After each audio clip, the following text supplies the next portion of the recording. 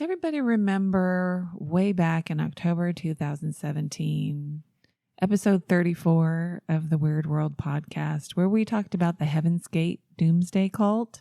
Well, that was a cult, but it was also considered a UFO religion, and it began in 1974 and ended in a horrific mass suicide of 39 people in 1997. Today, we're going to talk about what is considered the very first UFO religion based in a Chicago suburb in 1954 with a very unlikely leader named Dorothy. This UFO religion led to a foundational psychological theory, and it remains core to the study of psychology today.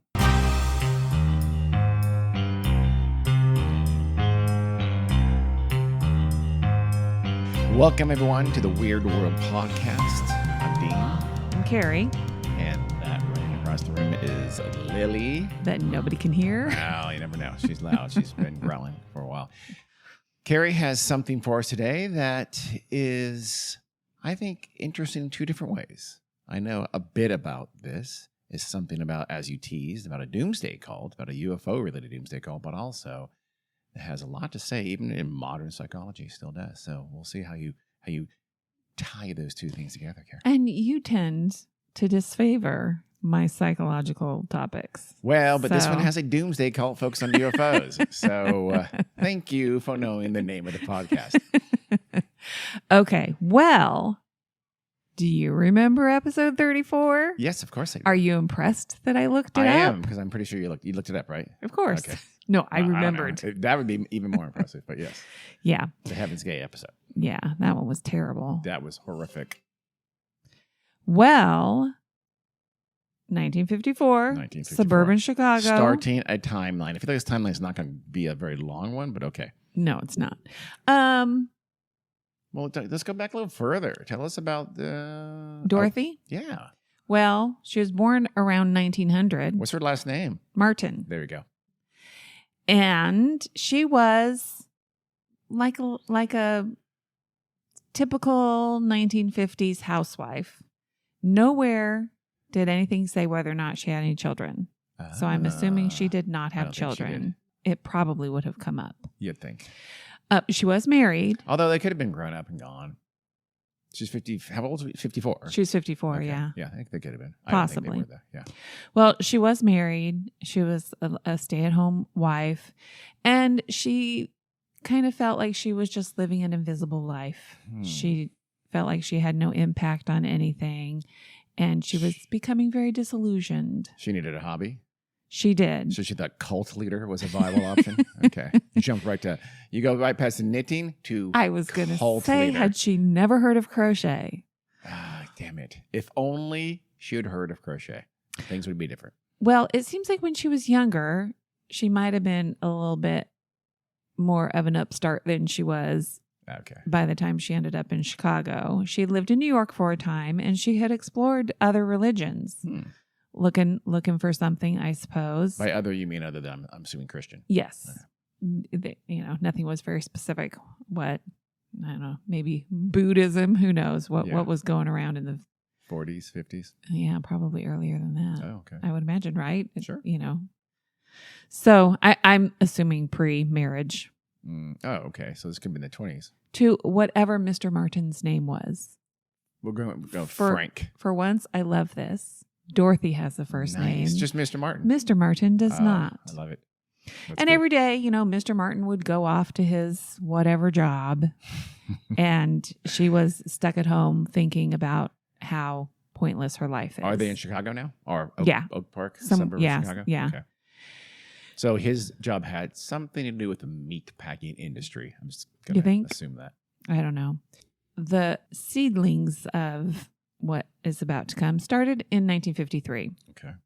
One day, she's home alone after Mr. Martin goes off to work, and she just kind of drifts off. Like her mind just goes blank, and then all of a sudden she notices she has no feeling in her arm. It had felt kind of tingly, like it had fallen asleep, pins and needles feeling at first. Did she invent restless leg syndrome? This is her arm. Oh, she invented restless arm syndrome, something we still don't fully know about? And then she felt something, she felt like she had gotten hit with like a sudden jolt of electricity. Ooh. And for some reason, she was compelled to pick up a pen. And when she did, her hand just started writing. Automatic writing. That old foundry of cults. It was weird. It didn't really look like her writing, but it looked kind of familiar to her. It was a little bit chicken scratchy. But apparently it was a message from her dead father. You know that your handwriting looking different is also not a symptom, but it's associated with schizophrenia and a psychotic episode of schizophrenia, by the way. Oh, really? Just FYI. Yes, it is. Oh, yikes. I know that only because I'm researching another an episode, and that just came about. Really? That exact issue. I won't give it too much away, but a person who had a history. This person had history of psychotic episodes, and it involves a court case, and the prosecution is saying, "Oh, she showed no signs of any kind of psychotic breakdown. She was fine at the time," and they did find letters from her from the time when this horrific thing happened.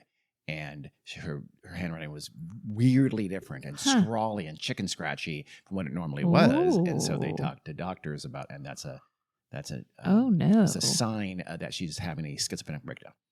Wow. So I'm not saying that Dorothy was having a mental breakdown, but it's not impossible. Yeah, that's interesting.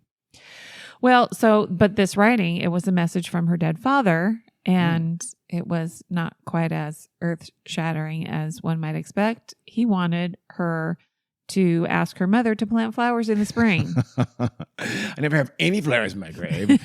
I'm obviously hanging around my grave. Did he get a name? Or was he just a Mr. whatever her maiden name was? No, I don't even know what her maiden name was. Damn. Dead father. Okay, dead father. All right. Dorothy was super excited because she kind of had managed to do something pretty spectacular, right? She channeled the spirit of her dead father. Yeah.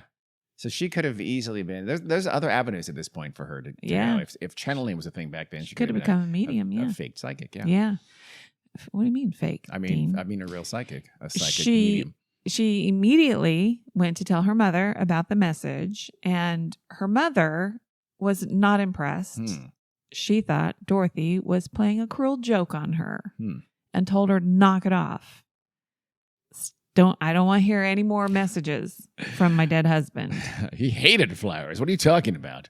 No, it sounds nothing like dead father.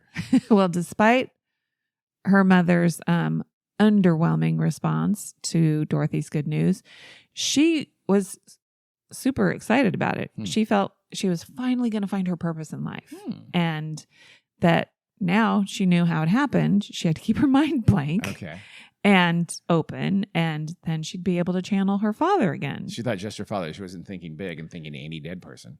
Well, not yet, I guess, Probably I would be thinking... She had to learn how to do it. That's true. She couldn't test it. She's new. She's new. Yeah, you got to learn train. Yeah. Okay. You got to learn how to use your powers. So she received a few more messages from her father. They were the same kinds of, mundane messages, nothing profound or earth-shattering. A second symptom of a severe mental breakdown, by the way, but okay. Hey, leave Dorothy alone for now. Okay. So her mom, like I said, didn't want to hear about it. Her husband just pretty much ignored her. She told him about all of this stuff, and he wasn't mean about it, but he didn't really believe that she was really channeling her father's spirit. Sounds great, honey. Is the steak ready or not? I'm starving from my hours and hours and hours of meat packing. I think he thought it was an expression of her grief because her father hadn't been dead that long. Okay. Yeah, so I think that's what he thought. And so he wasn't going to, be overly... Sounds like a nice guy. Yeah, Mr. Martin did seem like a nice guy. Mr. Martin. Although, you could also suggest therapy. He it's 1954, Dean. He kind of just fades into the background for the rest of the story. Dorothy... her crazy friends are over again. I'm going to go through the bar. So, Dorothy apparently learns how to, blank out her mind and then open it up. So then she starts to get messages from another spirit, not just her dad. Shockingly, since her dad's messages didn't receive a very warm reception. Hey, mother, she's a bitch. This spirit wants to be known as elder brother. Oh. So no one gets a name, even though this person could have theoretically had a name? Okay. I mean, I guess that's his name, elder It's brother. probably not. So dead father and elder brother. Okay. Yeah. He claimed to be a higher being from Venus. Oh, okay. So All right. he's not a dead spirit. No. He's from Venus. And we now know Venus is absolutely habitable to any kind of life whatsoever at 800 degrees Celsius. But okay, that's fine. Well, he's a higher being. Okay. I don't think he lives there In 1954, corporeally. in fact, not even that long ago, we still thought, because Venus is the closest planet in terms of size and just from afar, from a distance. In 1954, we still didn't know both Venus and Mars, but there more people thought that Venus was a possible holder of life than anything. We had no idea how crushingly hot it was and how it's filled with its atmosphere is just horrific poisonous gas. We didn't know that yet. So there were a lot of these cults talked about Venusians. Really? That went away, I think, in the 70s when they had flybys and they said, "Oh, no, nothing ever could live there." Yeah. Didn't I Love Lucy have a thing with Venusians? But I think they did. Yeah. It was it was probably almost as popular as Martians. I mean, yeah, that's there was the Martian Chronicles, so that was the other one. But whether life was on Venus and Mars was kind of 50-50, but both were thought to be habitable. Yeah. And Mars very unlikely, Venus absolutely impossible, but not in 1954 we didn't know that. Yeah. I forgot to mention, I think, when she was dabbling in religions and, trying to find something, I guess, better than Christianity, I think she did for a time become a Scientologist. And I don't know if she was at this time. That's not going to work. Scientology wasn't around? Gosh, I could have sworn it was in the mid 50s that he started it up.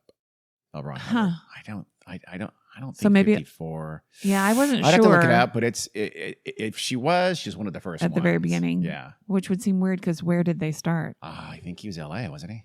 That's what I thought too. He was a science fiction writer. Yeah. Very bad science fiction writer, L. Ron Hubbard at this time still, I think.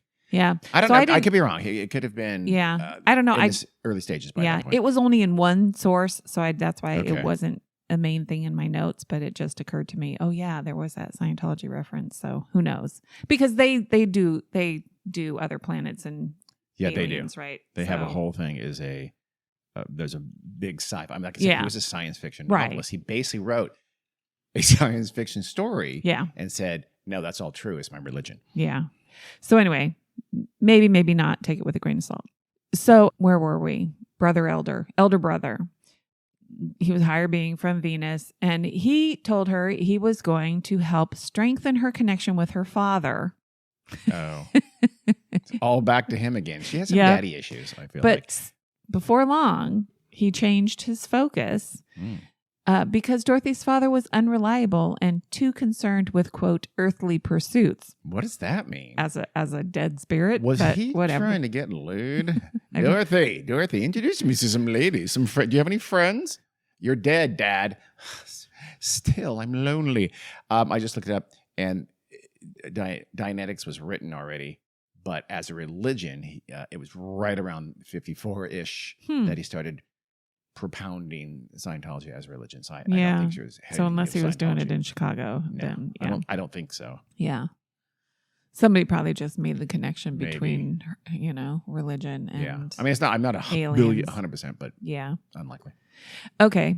She doesn't speak about it a lot, so probably not. But so anyway. She was busy doing her own religion. She was. Okay. So Dorothy stops getting messages from her father altogether. Oh, they had a falling out with her father after he died. Interesting. Yeah. That's not common. It's because of elder brother. Said he was unreliable. Goddamn Venusian. So by April 1954, then Dorothy began channeling information from another being. So I'm assuming she stops hearing from elder brother. Wow. She stopped hearing from her dad. Very reliable, are they? Well, this person calls themselves Sananda. Sananda. You have to spell that. S-A-N. Oh, S-A-N. Okay. A-N-D-A. Sananda. I like that. Which is funny because... Oh, it's a classic made-up science fiction ridiculous name. We hail from Sananda, a far-off world. Yeah. We are Sanandans. That's the name. I know, but still, you can see it being a Star Wars planet. It's funny because I know of a person named Sananda. Sananda. Yeah, isn't that funny? I don't know what. Is it spelled the same? No, it's with an O. Okay. Sananda. Okay. I think. She's talking to Sananda now. So I have to be third very spirit. careful to say Sananda and not Sananda. Okay. How do you know it's pronounced Sananda? Maybe it is pronounced Sananda. Well, because that's the way I heard it pronounced. Oh, okay. And it's also, well, yeah, A's could be Oz, but it was said like Sananda. So I'm assuming. So Sananda is an alien incarnation of Jesus. Oh, an alien Jesus. Mm-hmm. That's weird. Like another Jesus on a multiverse kind of a thing, or just a different Jesus? I'm a different planet. Different planet. So it could be like a multiverse thing. You want to know or is it the same universe? Just so this is a Jesus, like the Jesus of the planet, like he's like Jesus, or he's literally Jesus just from a different planet. I don't know. It's the alien incarnation of Jesus. That's what I've got. Okay. There's different things that could be, but go ahead. From the planet Clarion. Clarion, which I believe has to do with allergies, I think. All those people have terrible allergies on that planet. There's a lot of pollen on Clarion. Which, as far as I know, is a fictional planet. No, of course it is. These are two classic 1950s space names. So, through Sananda. From Clarion. No, who? From Clarion. Wait, Sananda's from Clarion. So, Sananda is, right. Sananda is alien Jesus from Clarion. Mm-hmm. Okay. So, through Sananda, Dorothy finds out that she has been chosen to be a messenger for the beings like Sananda. Oh. He's not a lone entity. Okay. And she calls them the Guardians. I don't know if she gets that from Sananda or if she made that up. I feel like B. But you know what? It could be either way. Yeah, you never know. She claimed that the Cleveland Guardians? She's in Chicago. She's in Chicago. Huh. I wonder if that's where the Cleveland Guardians got their name. Let's assume it is. Go ahead. Isn't that a new name? Yes, it is. So she claimed that they would bring cosmic intelligence to the rest of the earth. Nice. I guess the rest meaning all the non-Dorothys, because she's already got it. She has to everyone but me. I'm already smart. Mm-hmm. Nice. So, as we might imagine, she's looking for a purpose and something in her life. So this gives her an intense feeling of importance and purpose. Absolutely. I mean, you are chosen by the guardians of all people. Those guys don't choose anyone. There's a very, very, very severe vetting process for those guys. It's more than when you're looking for a vice president. She felt empowered, but she wasn't about to talk about her new mission in life. As you know, especially around her husband and her mother. Well, she'd already told both of them though that she was talking to dead people. Yeah, right. Her father, at least. Did she? She had not told them about even elder brother, let alone Sananda. I don't know. Okay. She kind of kept it to herself on the down low. So one thing when you talk to a dead human, when you start talking to aliens, it's a little weirder, isn't it? But in Chicago, she had been going to New Age events as they came up in her area. I wasn't aware of a big New Age movement beginning that early. A lot of that stuff goes back much further than we think it is. And she was, probably on the lookout for someone at these New Agey events who would be receptive to her new message. And I think she was looking for a group that would take her seriously. Carrie, she's looking for a cult. She's got the message. She's been chosen. The guardians are backing her up. She needs some people. She's looking for fellowship. Well, in March 1954, a doctor named Charles Lawhead, which is interesting because it is spelled Laughed. Laughed. Laugh. So like laugh. Yeah. EAD. Okay. But it's, what did I say? Lawhead. It's Lawhead, please. Like I'm a lawyer with a head. I was calling him Laughed. But so anyway, he was a doctor, a physician who worked at Michigan State College. He somehow got wind of Dorothy and her alien friend Sananda and was pretty interested in it. He's a little bit younger. He's about 10 years younger than her. He is married, and he and his wife Lillian had been Christian missionaries in the 1940s, traveling around the world. And they had spent a few years in Egypt, where Charles' wife Lillian began having extremely strange nightmares. And they were so bothersome that her nightmares led them to look into esoteric occult ideas, searching for a cure Carrie, for it's the her most popular fears. thing in the world today. You still have millions of people on YouTube and everything, developing these non-medical cures and bad-mouthing actual medicine all the time. So I mean, it's a great way to make some cash. I'm not sure there's medicine for nightmares. I don't know what her nightmares were about. They were strange, but I don't know. Well, I mean, they're looking for help. They're looking for anything, and if the guardians are as powerful as they sound like, why not try them?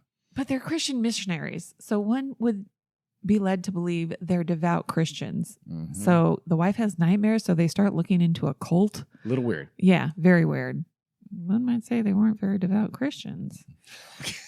Anyway. Carrie's like whispering at you. I'm not accusing anything. I'm not casting aspersions. They weren't very devout Christians because this led them to turn away from their traditional Protestant beliefs. Okay. And they went back to the United States, and Charles started looking into alternative spiritual ideas. Okay. To help his wife with her nightmares? I think to replace their Protestantism, probably. Because, I mean, clearly it took up a big part of their life. So they needed Being something. Protestant missionaries didn't stop his wife from having terrible nightmares, so he figured I should do something else. Let's join a different religion. So by the early 1950s, he had become very interested in the idea of flying saucers and visitors from outer space. Yes, this is the mid-50s. We forget that now. This is the golden age of the idea of flying saucers, aliens. Yeah. Again, we thought they could be. It didn't. These days, the distance is maybe the most daunting thing about belief in aliens on Earth, because it's light years from anything. At the time, they could be from Mars, they could be from Venus. It's not a problem. It's conceiving that something can be from there, or Jupiter. You hear about that too sometimes. Or the moon. Anyway, we thought people lived on the moon too. So there were tons of people who believed in this. I mean, we don't want to overstate it. It was still a very, very, very marginalized, tiny little niche audience, but they're very active at this time. Apparently, he literally traveled across the country. Wow. Looking for answers and people who were believers like he was. You might think being a medical doctor would occupy his time, but I guess not. No, he's got plenty. I'm not sure what Lillian was doing, how they were paying the bills, but this search led him to Dorothy Martin. Okay. Where were they from again? Michigan. Back to, okay. Did I say Michigan? You said Michigan State, so yeah. Yeah, so Michigan State. Lansing or East Lansing, okay. He met Dorothy in June of 1954. She told him about Sananda and how she could channel him and receive messages from the planet Clarion. And not shockingly, Charles was very interested. I'm assuming they met at some New Age event. Probably. That Dorothy was so Dorothy's going to these New Age events and going, oh, by the way, I do speak to a guardian. I'm not name dropping, but Sananda, perhaps you've heard of him?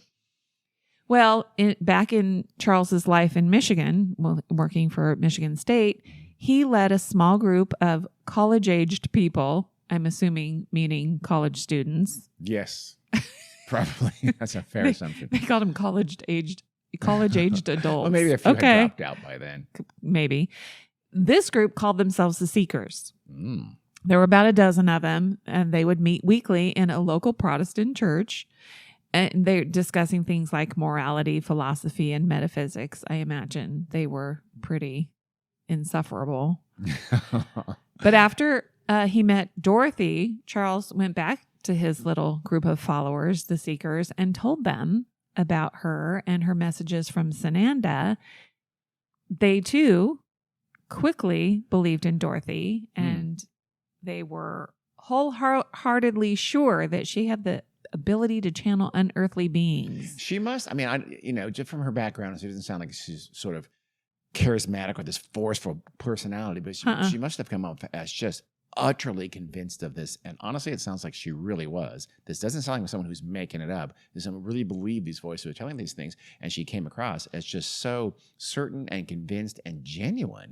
That people just said, God, they're obviously you have to be predisposed or ready to believe something like that. Believe something like that. But it doesn't sound like you think of Jim Jones as some really outlandish personality. She doesn't sound like that at all. No, not at all. She's a different kind of cult leader. I kind of like it. Yeah. And I do think she fully believed everything she was saying. It sounds like it. I mean, which leads you to wonder, what are these messages that she's receiving? Well, She's not making. I think I know where they're from. Yeah, me too. But she's not there's making them disconnect. up. But so she's hearing them. Yes. Somehow. Yes. So Charles and Dorothy stay in touch. They communicate often. It's been very pointedly made clear that it's not romantic. They weren't getting it on. No. It's purely platonic. It's spiritual. Spiritual. And eventually, Dorothy would reveal some of the more disturbing revelations It's going to get she'd dark. been getting from Sananda. Did she invent the phrase, I'm not religious, but I'm spiritual? Because if so, No. she's a monster. By spring of 1954, I'm not going to tell you what the disturbing revelations are yet. Oh, you're not? Okay. No. By By spring of 1954, Charles tease. and I like it. his group of a dozen or so seekers and a handful of followers that Dorothy had managed to pick up along her way, Gonna merge.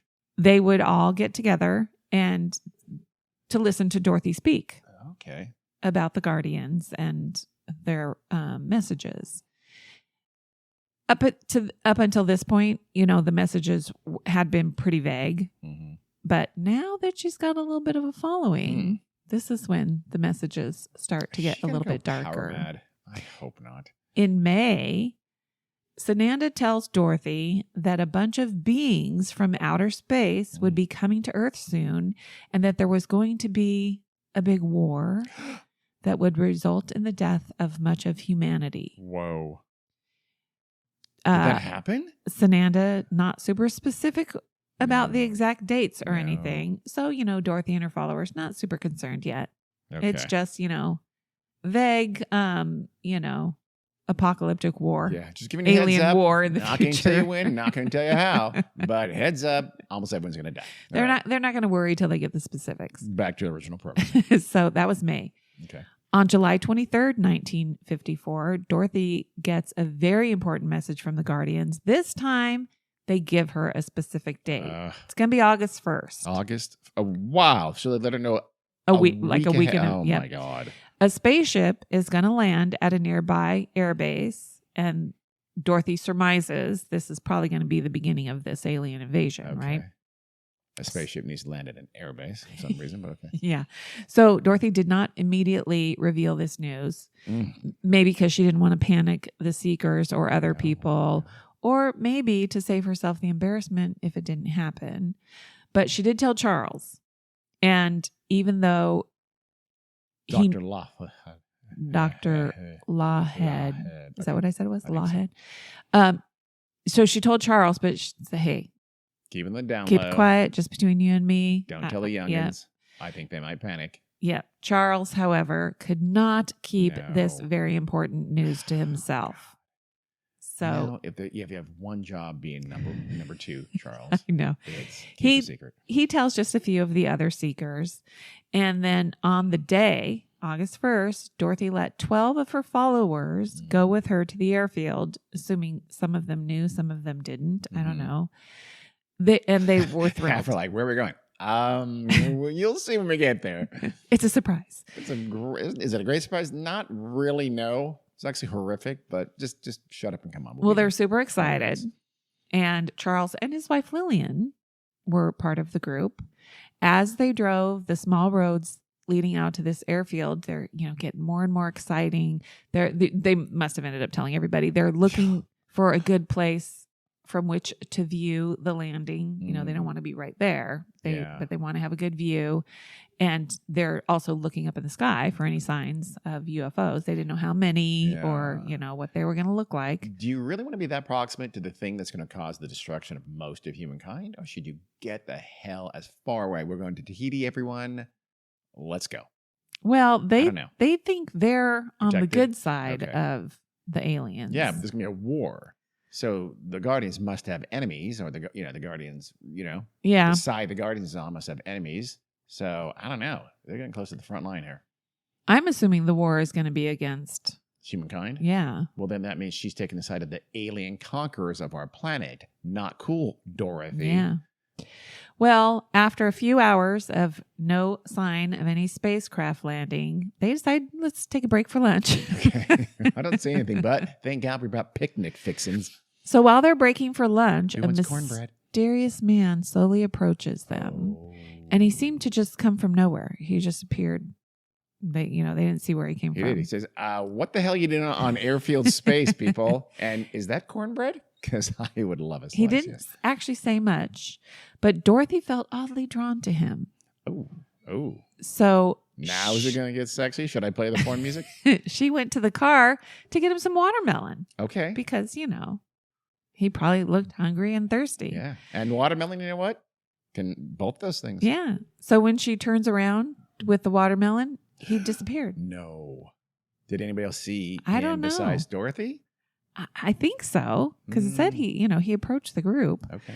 So anyway, they, oh, well, that guy's gone. And as evening approached, they, finally decided, well, no spaceship is coming. So they turned around and went home very disappointed.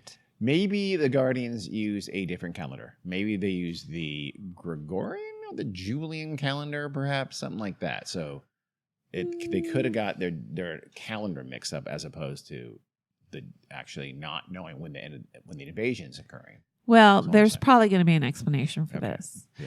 The next day, Dorothy gets a message from Sananda telling her. I'm so sorry. I'm so embarrassed.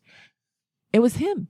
Oh. He was the mysterious man in the airfield. With and did he get the water? He goes, by the way, the watermelon looked delicious. I'm allergic. He had disguised himself as a human man. Okay. But he just didn't bother to wait to get some watermelon.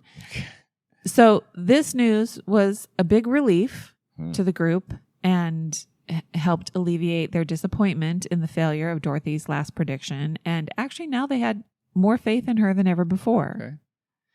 At this point, did Sananda explain why he gave him the wrong date? No. Okay. But probably the usual testing. Test. Yeah, it's a test. That's the okay. Yeah. At this point, it seems like, Dorothy might just be a con artist, right? No. Although she hasn't asked for anybody to give her money or anything like that. But she did get them to make all the fixings for a picnic, though, including some delicious watermelon. Yeah, that's true. So, okay. But, when her prediction doesn't come true, did she really receive this message from Sananda, or is she just telling her followers what they want to hear or what they need to hear so they'll continue believing in her? Who knows? So that guy who asked for directions or why they were on the land turned into Sananda. That's clever. Maybe. Nice. But it seemed to everybody like she truly did believe in the messages too, like we said. Yeah. And she believed her being chosen as the messenger for the Guardians was the greatest gift, and it's what gave her life meaning. Okay. So she was all in this thing. At this point, you probably should be. The Seekers, they all live in Michigan. Yeah. They kept coming from Michigan to Chicago area to Dorothy's house to hear about latest messages. How far is that? I meant to look it up, but it's not super far. It's probably a few hours drive. Though. Yeah. Well, so they kept coming to, they were sitting on the edge of their seat finding out what the new news from Sananda and the Guardians was. Mm-hmm. So then a few weeks later, on August 27th, Sananda tells Dorothy that the ancient sunken civilization of Mu Okay. was going to rise from the ocean. What happens when ancient sunken civilizations rise? Usually all hell breaks loose. Yes. It's going to cause massive flooding and kill millions or billions. Wow. She could have lightened up on her predictions maybe a little bit. Did anyone know why the war didn't happen? And she just moves on to Mu rising? It's a very different apocalypse scenario. I know. Well. And by the way, a landmass rising in the ocean would not kill millions and millions of people, I don't think. I don't know. But according to Sananda, it's not all bad news. Oh. Because he promised Dorothy that he and the Guardians would send down a spaceship to pick up Dorothy and her followers before this happened. So they would be saved. That's convenient, but a little selfish. Of Dorothy? Of all of them. Yeah. Really. We're going to let everyone else die. Are they telling people? Are they making a big announcement? You're probably not going to believe us, but we thought we should tell you. Moo is rising. Most of you are going to drown. Well, we'll see what happens. But unfortunately, Sananda doesn't give Dorothy the exact date. So she doesn't know. He's not good at details. Yeah. So it's kind of hard to publicize your prophecy if you don't know when this is going to happen. You can't just say, sometime, I don't know when. So the Seekers could, but it'd be less impactful. It'd be way less effective. Yeah, so the Seekers, it'd be the Bible, which basically said sometime. It's clearly they meant in the lifetime of the people listening to Jesus when he said that. So you have Christians still talking about the second coming, even though it's over 2,000 years too late. But that's fine. Well, the Seekers are kind of nervous, going into their future is now pretty uncertain. Yeah. They know it's going to happen, but they don't know when. But they feel pretty confident that spaceship is going to come together. Well, it didn't come the first time, so I could see why they might be a little uncertain. That's true. But Sananda came and looked after Maybe them. It's going to get lost. Okay. So even though this cataclysmic event would result in millions of deaths, Dorothy didn't want to warn other people. She was worried, like we said, that it might not happen, just like the spaceship landing in the airfield didn't happen. Charles Lawhead, however, he felt strongly that they needed to get the word out. It was just too important, even if they didn't have all the details yet. And either he didn't know about Dorothy's reservations about publicizing this flood, or maybe he didn't care. He cared. But he decided he was going to spread the word himself. He's going to mansplain the end of the world is what he's going to do. So on August 30th, and Lillian is all in with Charles. She sounds like she's a good partner. She's going along with whatever Charles says. They're like gossiping behind Dorothy's back. She's such a great, and she's trying to tell people. She doesn't believe enough. She started a cult, Lillian. I mean, let's give her that. Maybe Dorothy cured Lillian's scary nightmares. I think she probably did. So anyway, on August 30th, Charles and Lillian printed 50 pamphlets detailing Dorothy's prophecy. 50. Don't go nuts, guys. Well, they're not sending them to people. They're sending them to dozens of newspapers and magazines. Okay. They're sure to print them in full. Uh-huh. Pamphlets? Not like a flyer, but a pamphlet? Well, a pamphlet can be like a trifold little, I feel like it's going to be longer than that. Anytime you have manifestos from these people, they tend to be a little long. Yeah. Well, not surprisingly, nobody published the story. Yeah. So a few weeks later, he tried again, but this time... Nowadays, everyone published this story. But this time he included his name. Charles did? And what he did. Yeah, Dr. Charles. Yeah, that was probably a mistake. Lawhead from the Michigan State, whatever. When the folks in Michigan State find out about that. Maybe not a good call. So, he probably thought, I need to give this a little bit of credibility. So, after this time, 3 small local papers ran the story in one of their back pages. In Michigan, in central Michigan. Okay. Yeah. I don't know where. I don't know how far, but yeah. It didn't gain any traction this time either. Those 3 stories didn't really. 3 obscure small town central Michigan newspapers. So that's August. So that's probably going on in September, when they are publishing these 3 little small stories. Then in early October, the University of Minnesota Psychology Department heard about Dorothy and her predictions, and a group of psychologists were interested in studying a group who appeared to believe in a prediction of a catastrophe that would occur in the near future. This group was led by a researcher named Leon Festinger. Mm-hmm. They sent several staff members to infiltrate the Seekers. Infiltrate? And pose as believers. Really? They hired a few extra observers to help. And they just, kind of silently hung around and observed the Seekers. They were academic moles. Yep. That would absolutely not be allowed these days. And they're, kind of recording what they did. I'm basically writing things down. Yeah. Not literally. I don't think they had video and audio. No. They'd have their film cameras out there. Speaking to my flower on my lapel. So, why is that bulge in your jacket? Nothing. They finally get a specific date for the apocalypse now. It's going to be December 21st, 1954. December 21st. Just a few months away. Okay. Dorothy wasn't panicked. She was shying away from proselytizing. She was afraid that speaking about the Guardians might jinx it. Jinx it. Yeah. That's she's weird. She's not So your she's typical not the cult one. leader. Yeah, she's not the one saying it's the end of the world. Buy these white robes, these ascension robes, Yeah. like the Millerites that became the Seventh-day Adventists. And he sold a lot of robes, by the way. He made some good money. Yeah. So she's not doing that. She's actually trying to keep it on the down low. It's that damn Charles Lochhead who keeps on blabbing.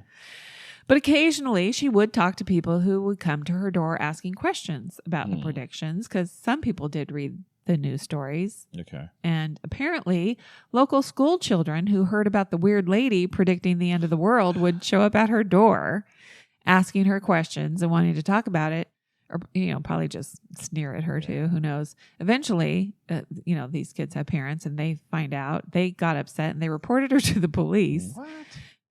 However, she's just telling the truth, and she gave him cornbread. The police said she hasn't really broken any laws. No. She's allowed to talk about whatever she wants to. She's just saying crazy shit. Is there a law against saying crazy shit? God, I wish there was. Nope. So there was really nothing that could be done against her. So I'm sure these parents, though, forbade their children from going to the weird lady's house anymore. Yeah. Charles, however, got into a little more trouble. Not with the police, but with his employer. Yeah. They said they didn't really care about his strange beliefs, but they did object to him forcing them on his students. Oh, he was talking about in classes. And they had gotten some complaints. Oh, yeah. So they asked him to resign. He claims they fired him. Potato, tomato. Doesn't really matter. Okay. Sananda. There you go. Let's call the whole thing off. He thought him losing his job was just a part of the whole cosmic plan. And anyway, he was going to need his job after December 21st. It's true. They had enough savings to last a couple of months. Yep. Okay. 3 months, maybe.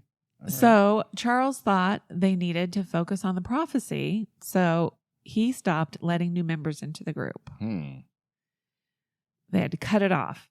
Yeah. 15. There's 15 members. We're getting big. We're getting some organization here. We need an HR. We're going to have to do some of those. We're going to have to have some metrics to measure performance. But those 15, they're getting increasingly excited and kind of nervous about maybe they're going to get left behind. Oh, come on. The spaceship's not going to hold plenty more than 15. Well, is that what like Jehovah's Witnesses are not supposed to have more than 144,000? They have like 4 million members or something like that. So were they worried about that? Is that part of the reason why?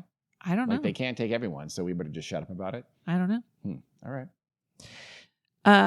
But they don't shut up about it. It's in their literature. Yeah, but like you said, at least Dorothy's not. They're not. It doesn't sound like they're espousing it that much, and they've cut off membership. So it's not. It's not very culty. No. Yeah. Most of the time, those people are looking for as many members as they can. Yeah, that's true. But usually it's because it is some kind of con, and they either want to have sex with all the women, or they decide want who gets married to who, all their money and belongings. Yes. Well, speaking of which, several of the members quit their jobs, leave their families, and all their possessions, and come to Dorothy's and basically move in with her and pretty much spend all of their time at Dorothy's house. Okay, at this point, Mr. Martin should be talking. Okay, seriously?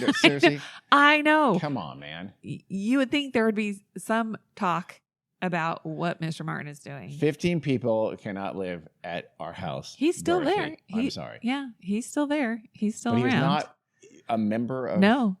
Is among the 15 are some of those University of Minnesota infiltrators? They must be. Yeah, I guess so. Yeah. So they went to live there? Can you imagine? You're like a college student. Yeah, I'll do that for credit. I don't think they were all living there. Okay. Several of them did, but not probably not all of them.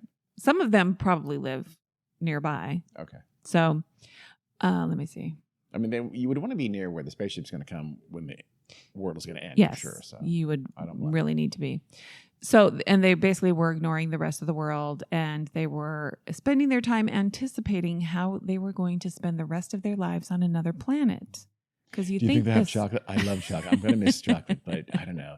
They better have cornbread and watermelon. I bet they have watermelon. Maybe they don't have watermelon. That's why Sananda didn't eat any watermelon. He hates watermelon. God, I don't have any watermelon.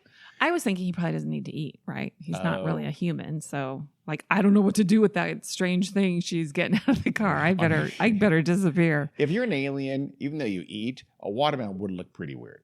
Yeah. This weird, this funky colors, green on the outside, red on the inside. It's got little black dots all over it. I get it. So Dorothy's still receiving messages. By the middle of December, the seekers were making their preparations. Dorothy told them they had to discard any metal items Oh, that's weird. that they had. It's going to be x-rays. No, because it would superheat when they got aboard the spaceship. Not sure how she knows that, but okay. So, well, I guess Sananda told her. So I'm yeah. guessing it might burn them. Okay. So they spent their time removing zippers and buttons and buckles and anything that was metal on their clothing. So that's weird. what are they doing? Holding their pants up with rope I don't know, ties or maybe, something? Maybe. Probably. No zipper. Let it Yeah. hang out. Okay. So, I mean, just go by. Yeah. Do you have any non-zippered clothing, please? Pull up pants with an elastic waist. Yeah. Everybody's got this is all just wear sweats. December 16th. They didn't have Nike shoes, did they? No. Okay. Reporters, I know, I thought about that when you said sweats. On December 16th, reporters started showing up and hanging out around the outside of Dorothy's house. After Charles was fired, the newspapers picked up the story of the university doctor who was fired for participating in a doomsday cult. So that's kind of how the news started building up and getting attention. So now he's not so sure he likes all of this attention. Charles and Dorothy did not trust the media. Charles started this, so it's kind of his fault. Maybe you shouldn't have told those 3 obscure Central Michigan newspapers, Charles. Yeah, right? It didn't seem like they cared about notifying the rest of the public about the upcoming flood. They were just kind of focusing on probably the weirdness of Charles and Dorothy. And well, yeah. Yeah. I mean, let's write the story, but just to be safe, let's warn people about the possible flood. It's not a high probability, but it might flood. Moo might rise. Local teenagers showed up making claims about the Guardians. Not sure what these claims were. They were essentially trying to prank Dorothy, but Dorothy wasn't really getting that they were pranking her. Oh. And she didn't really know what to believe, but she wanted to believe everything about the Guardians. So, like, maybe she wasn't the only one that they were talking to. Pretty sincere. Yeah. What? You talked to the Guardians too? What do they say? I mean, that's not usually the response of a cult leader who is tricking people. Yeah. Like, no. You blasphemer. No one talks to the special voice but me. That's a typical cult leader would be like that. Yeah. And she didn't do that. On December 17th, she got a phone call from, I'm assuming it was a boy or a young man. It said a young voice that said he was Captain Video. Captain Video. I love that name. Captain Video was a sci-fi TV character at the time. Okay. So he told her that the seekers should go out into the backyard at 4:00 that day, December 17th, and then hung up. She thought Captain Video must be one of the Guardians. As you will. I'm guessing she didn't watch whatever channel Captain Video was on. No. And she told the seekers that just before 4:00, they need to go outside into the backyard. So they all bundle up because it's the middle of December.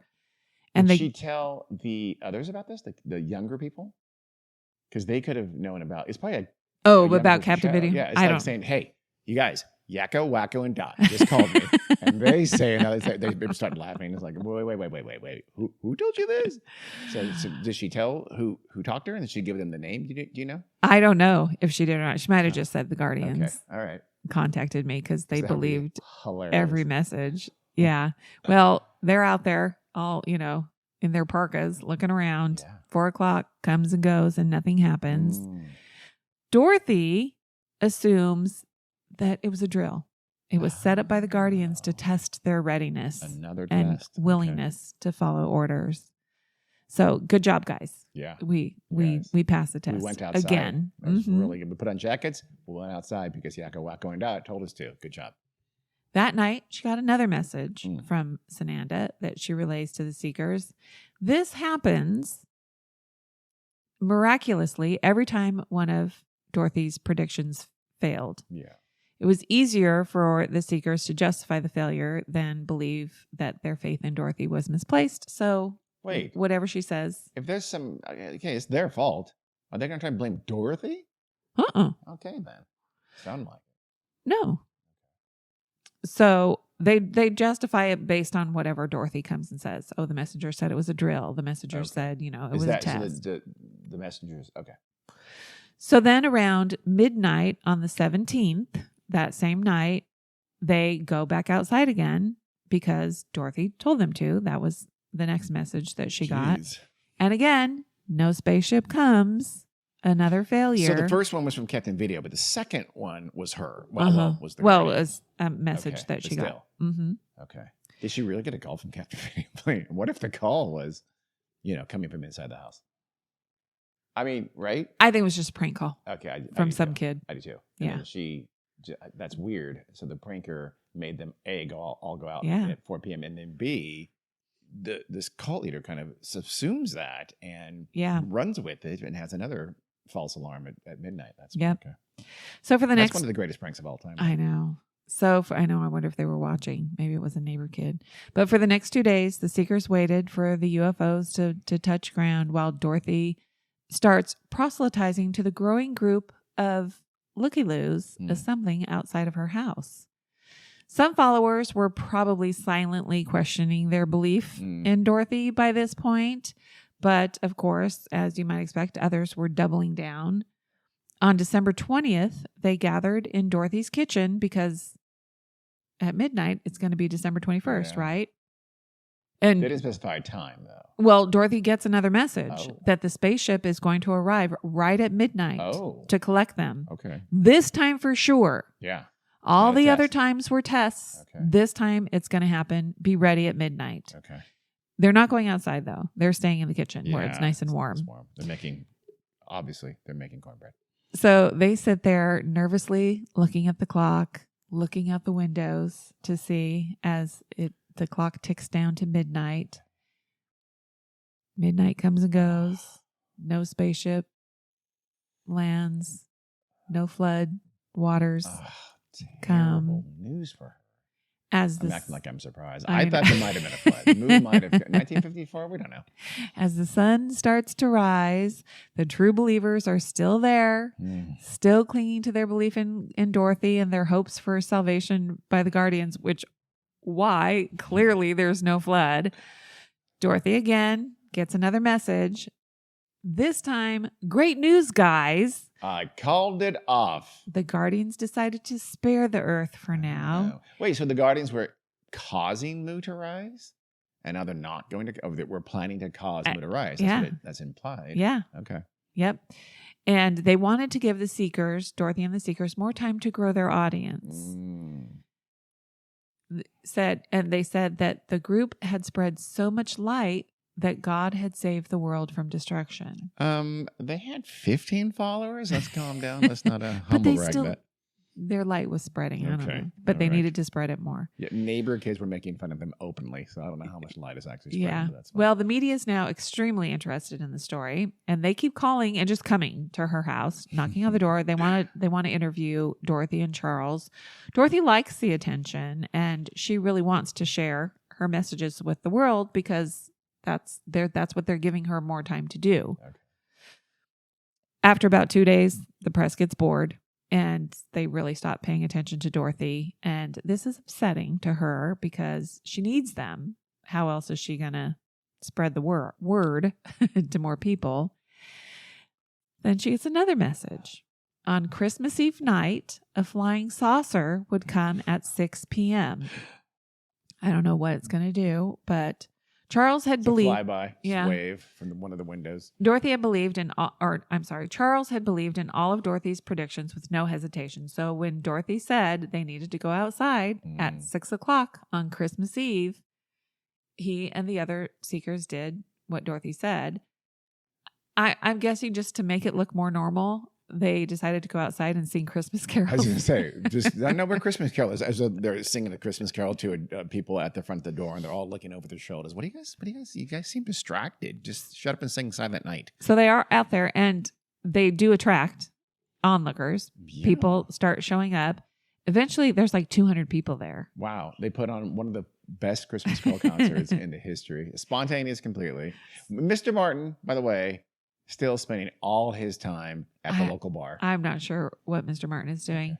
Okay. Someone calls the police, but nothing really comes of it. For caroling? Uh-huh. You know what? I can see that. Well, probably a crowd, and it's, I don't know. 200 people. Yeah. But they keep singing. Can you imagine? There's 200 people following them as they go to the next door and knock on the door. 15 people are trying to sing. 200 people behind them. You'd freak out some people in there. They're just out there Are singing. you all going to sing carols? They're not going door to door. I feel like but they should have. Slowly the crowd I choose to believe they did. dwindles. People got to get to Grandma's house for Christmas Eve. So this is getting boring. It's just Christmas carols. Is so this the origin of Red Riding Hood? No. Yeah. So as you might imagine, the spaceship doesn't come on Christmas Eve either. This point, story. Yeah. At this point, a bunch of the seekers are disillusioned. Finally. The day after Christmas, the police called Dorothy's husband and told him they had a warrant for Dorothy's arrest. Wow. Not exactly sure what the charges were going to be, but Dorothy was a little bit concerned. She was actually afraid that she was going to be committed to a mental institution. You think? Yeah. Probably not unfounded fear. Yeah. Yeah. So the group was disbanded and Dorothy went to Arizona. Wow. With or without Mr. Martin? Nobody knows. Well, someone knows. Not sure. Mr. Martin knows. Yeah.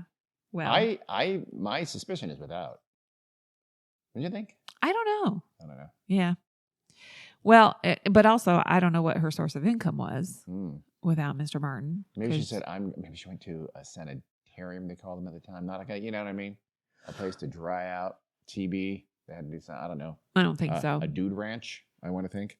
Charles wasn't so ready and willing to give up yet. He kept speaking about the Guardians at UFO conventions. I don't know what he was doing for income now. Yeah, that's right. Because he got fired. Well, he's still a doctor. Yeah, he could still have been doing something. Dorothy never gave up on her beliefs. I'm assuming that she and Mr. Martin parted ways. I think so. At some point. Yeah. She spent some time living in Peru, but eventually came back to the United States and lived in Sedona, Arizona. Oh. A good place for her, I think. I think so. She changed her name to Sister Thedra. Sister Thedra, another great 1950s space name. And published several books about her beliefs. Okay. I didn't look them up, but maybe I will. You can find them in many Sedona bookstores. I know. I'm not sure if they're Still under to the this name day. of Dorothy Martin or Was Sister Sedona Thedra. already kind of this new agey place, or did she kind of help found that? Or I don't know. Very much has that I know. reputation nowadays. I'm assuming it probably already was. Okay. Yeah, that makes sense. Dorothy's little cult of seekers led to other UFO cults, like one called Fiat Lux in Europe, and as I alluded to earlier, Heaven's Gate in the United States. Wait, it led directly to Heaven's Gate? Not. No. I mean, she was the first UFO Got religion. What was the one in Europe you said? It's called Fiat Lux. Fiat Lux. Okay. Yeah. There's a cult in Europe that did horrific things in the 60s and 70s that had, I don't think they had, you wouldn't call them a UFO cult, but they had not dissimilar to that. I mean, there's been a lot of, I wonder, was she the first person who said an alien said this to me? You're sure of that? They said it was the first UFO religion. Yeah. So yeah, I don't know. If I don't know. I'd have to do some research, but I feel like there might have been some folks right around that time, or not sure before, that said, I got my special knowledge from an alien. Yeah. It seemed pretty harmless. Certainly, for sure, one of the first at the very least. Yeah. Seems harmless until I know. It spawns. People it plastic escalates, yes. And go to Marie calendars. Well, we talked about Leon Festinger and his little group of researchers. That's actually how I know about this case. The other way, the other direction. Through Festinger. Right. He's from the University of Minnesota, and he and his group of researchers were fascinated by the seekers, and their observations of the group led to what we talked about, a major psychological breakthrough, considered a landmark breakthrough of the 20th century and led to the coining of the term cognitive dissonance, which we've all heard of. Dr. Fessinger thought that when someone is confronted with something in direct opposition to their beliefs, they become psychologically uncomfortable. Yeah. So in this case, she's telling people the world's going to end, and they don't want to believe that. So they have to figure a way for that internal discord to be synced up. Is it that, or is it that they believe the world is going to end, and when it doesn't? Oh, you're right. Well, it depends. I guess it could be both. But yeah, in this case, you're right. They have come to believe that the world is going to end. When it doesn't end, they've got to figure a way to sync that up. Yeah, it could be, and they believe that she is a messenger for this alien Jesus. So that's why when they say, okay, just a test, they're still there, and it happens again. They're still there. William Miller, who founded the precursor of the Seventh-day Adventist, is still a very large Christian denomination to this day. Yeah. He had at least 3 that I'm aware of, at least 3 end of times people literally went up on the hill to be ready to take it up, and it didn't happen. And he just kept pushing it forward, and then they kind of splintered. But like I said, they grew from there, from someone who was for sure wrong. Yeah. So that's huge cognitive dissonance. They figured out a way to make that wrong be right. And one of those ways is doubling down on their beliefs. Yep. And one of the things is like safety in numbers, right? Yeah. If I can't be wrong if a whole bunch of people think just like me, right? We can't all be wrong. It literally explains everything that's happening right now in politics. And we're going to talk about really that. Does. Mm-hmm. So it's fundamental to what's happening to our country right now. So the cognitive dissonance makes them become psychologically uncomfortable. So they have to do something in their mind, primarily to alleviate that uncomfortable feeling. So they'll behave in ways that are contrary to their beliefs, or they'll twist the information they've received to fit their established narrative. They didn't show up, that it was a test. Option B is the favored way today, is that no, the news, the information you give me that contradicts what I believe to be true is wrong. It has to be a lie. Yep. So in January 1956, the researchers from the University of Minnesota published their findings in a book called When Prophecy Fails. They told the story of Dorothy and her group. They used fake names for everybody. And they put forth their theory to explain their beliefs and behaviors. The next year, Leon Festinger published a book.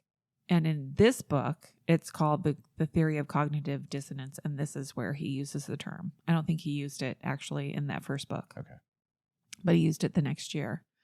According to Festinger, the seekers resolved the intense conflict between reality and prophecy by what I said before, seeking safety in numbers. Mm-hmm.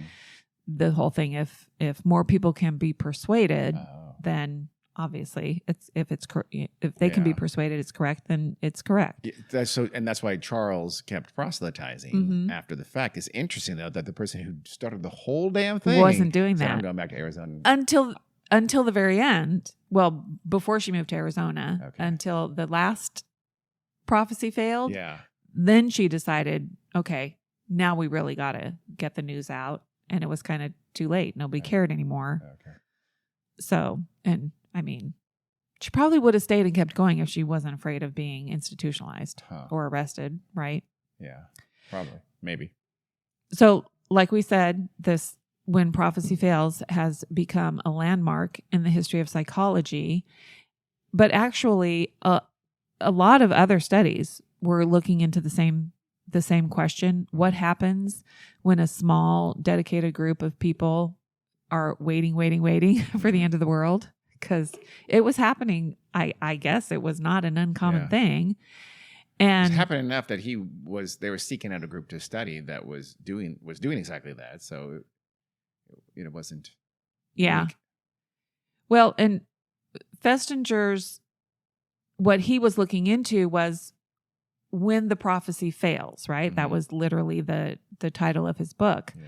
But one thing he didn't take into account was that prophecies really almost never fail because they just twist their belief system.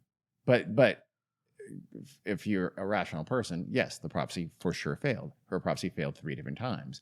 Twisting to believe doesn't mean the prophecy didn't fail. That's sort of letting them have their cake and eat it too. The prophecy failed. He wants to. So when prophecies don't turn out to be true, what do? What happens? What's going on inside your brain to keep those things in sync? Because remember, what we've not talked about here is the alternative. The rational alternative is to say, okay, it was all bullshit. I was wrong. I'll move on. People don't want to believe that you're wrong about something that you were so passionate about. That's hard. So it's easier psychologically to, like you said, double down, believe everything's a lie, and twist the truth into the prophecy never having failed in the first place. Well, and because usually the rest of us, we don't believe the world is going to end, right? Mm-hmm. So we see this happening and we see that these claims are inaccurate, right? They're not, they don't happen. They're not true. Yeah. But so we do see it as a failure, but people who are already in the group and they do believe it and they accept the whole thing, when there's like a minor little hiccup or information doesn't match up or whatever, they're not as troubled by it. From the outside looking in, how can this not challenge your beliefs? Oh yeah. But they're not seeing it the same way. It's a minor issue to them. A few people might abandon these groups, and typically those are the newer members or the least committed members. But most of them tend to experience very little cognitive dissonance, and they only have to make what seem like little minor adjustments to their beliefs. They keep going, and often they do double down, and they feel more strongly about it and better about it. Sometimes as a result, the more powerful the evidence, like today with modern cognitive dissonance, again, let's say political, where my beliefs are X, Y, and Z. Well, here's irrefutable evidence that X, Y, and Z aren't true. It's very easy. They're immediately dismissive. But the more I've read this somewhere, that the more powerful those counter arguments are, the more passionate they become about, their, because that in some part of their psyche understands, okay, what I believe is probably bullshit. So you have to really convince yourself. You have to really dig deep to protect your psyche. Yeah. So, I mean, the people who are faithful to these kinds of, I don't want to call it delusions, but let's be honest. It is delusional. But today, they could just as easily be the people that stubbornly stand by disgraced politicians. Or preposterous conspiracy theories, Pizzagate, things like that. Failed, that kind of nonsense. Or even more mundane, failed ideologies, dishonest friends, cheating spouses. So cognitive dissonance does have this. I think of it in politics because that's the approach I came to it. I came through grad school and studying social psychology. But you're right; it actually has all kinds of ramifications, doesn't it? Like you said, those women who stand by their abusive husband are convinced, or just a cheating husband, or the mother whose son took part in a riot and hurt someone or killed someone. Oh no, they're a good boy. They just whatever. That's a form of cognitive dissonance. Yeah, and there was one article that I read where basically they used the whole thing about the seekers as to say this is what's going on today, and they did name Donald Trump, and they did say that this is exactly. I mean, we've talked about it. It's very cult-like. Effectively a cult. Yeah, I mean, it is. You have all the major symptoms and characteristics of a cult within the mag. I'm not trying to pick on one religion. I'm sure there's been culty left. Mao and communism in China and places like that were very much gave those same kind of any kind of cult of personality is literally a cult. This is a cult. So don't deny that. Jim it can Jones happen here. started very liberal, left and liberal, and ultra liberal San Francisco, feed the poor kind of a guy. I was going to say, and I think honestly wanting to do good things, but was also insane. Yeah. So, I found this very interesting. There was a Georgetown study, and I didn't know where to stick it in here, but there was a Georgetown study from 2020 that shows a connection between people who had strong pattern recognition, because you know how our brains look for patterns in everything. It's just a natural thing that happens. Mm-hmm. But people who have strong pattern recognition are more likely to have passionate religious beliefs. That's interesting. It is The interesting. connection there. Well, they see events as being part of God's Oh, okay. or some other higher being's plan and I not see. just random, unpredictable occurrences. I imagine conspiracy theorists do as well.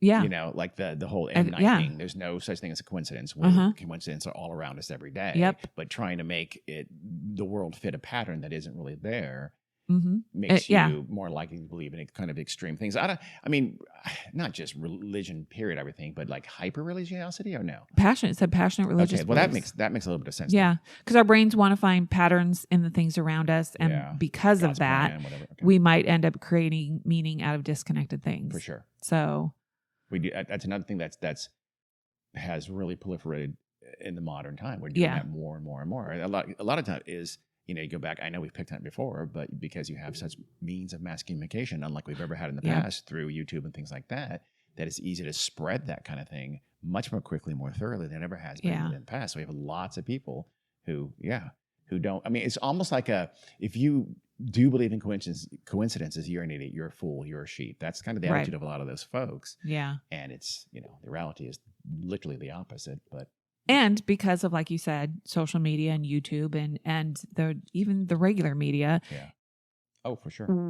Our brains don't have to do all the work ourselves. Yeah, it's being fed to us. Somebody is already making. I'm just asking questions, people. And you have the people with the person who used to put the colored threads from thing to thing was the crazy person. Was crazy person. Now they're mainstream. Yeah. Yep. And you know, it used to be if it's on if you see it on the news, it's true. If you see it on TV, it's true. If you see it on the internet, it's true. Yeah. That's now literally nothing can be anything. I mean, I hate to say anything you get by social media, on the internet, or on cable TV. Not only is it possibly not true, it's almost certainly not true. Their job is not their job. None of those people see their job as telling the truth. They see the job as making money. Yeah. Which is sad. It's horrible. Like you think about like the olden days, the media, they really did. They wanted to get it right. Think about all cable channels now. I'm not talking about news channels, but cable channels. You know, like Discovery and the stuff they put on ancient aliens and shit like that. Yeah. They know full well the stuff they're spewing is 100% not true. It's completely been debunked, etc. That's not the point. That's not their question. That's not what they care about. They're not like a media source that says, "Oh, did we get this right?" It's like, "Oh, what's our viewership? How much money do we make?" Yeah.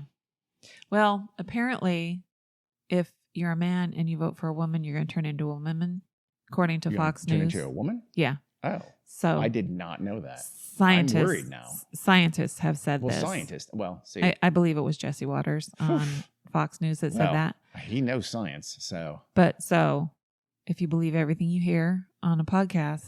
I'm here to tell you that's not true. Phew, you just saved a lot of people some cognitive dissonance there, Carrie, because I was worried. Well, cognitive dissonance is a core. It's funny. It was invented at least formalized in the 50s. It's obviously been with us forever. Yeah. But it's formalized in the 50s and was always a really important thing. It's never been more important than it is now. So, I mean, Leon is more famous today than he was in the 1950s. I imagine. I don't know how many people know of Leon Fessinger, but nobody. I had never heard of him before this. Okay. Why? I mean, I might have read something back in the day in a psychology class or something like that, but I think I read didn't stick in my I didn't brain. read. I read the second one, or at least portions of it. The theory of cognitive dissonance. Yeah. Yep. Okay. Well, thank you, Carrie. Well, you're welcome for your interesting story. That was not just crazy psychology. No. But about a doomsday cult that was talking to people from Venus. And nobody died. And no one died. Which that is we know of. Kind of my thing. That is this kind of thing. No one dies. Yeah. All right. Well, thanks, Carrie. You're welcome. Until next time. Thanks for listening.